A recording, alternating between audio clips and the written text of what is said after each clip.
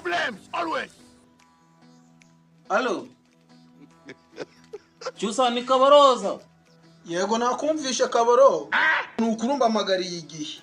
None se Kaboro, uyu munsi wumvishe neza yuko imfungwa zose zifunzwe bagiye kuzirekura bakazihereza imbabazi barangiza bakazihereza n'imfashanyo ya miliyoni yo kwifashisha mu buzima bwabo. Miliyoni? None se ayo mafaranga bazabafungura ryari bazayabaha ryari harabura igihe kingana iki?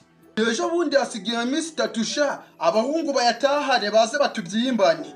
None se mwa waretse natwe tukagenda bakadufunga k'iminsi 3 atari myinshi mwana ntabwo natwe tukirira kwa ayo mafaranga.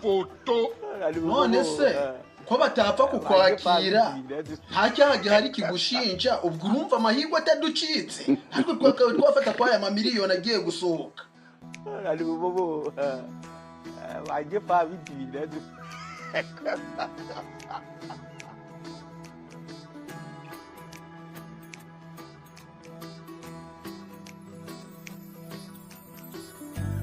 Ali bobo wajye pa bidire.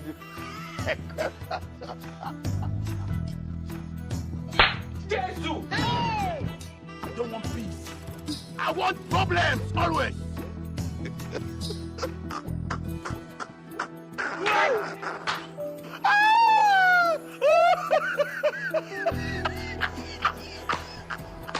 Ali bobo wajye pa bidire.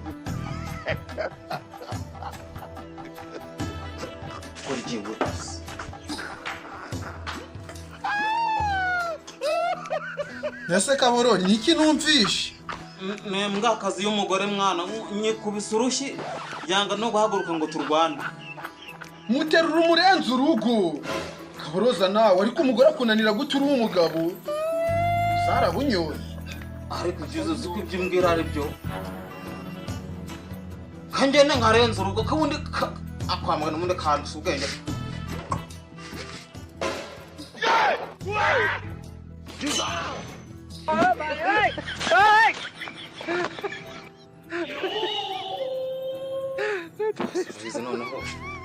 ahubwo reka nkweke ari njyewe yegereza niba ari njye ujya kuyigutanga mu agacucu urabona aho mbere incoto urenze urugo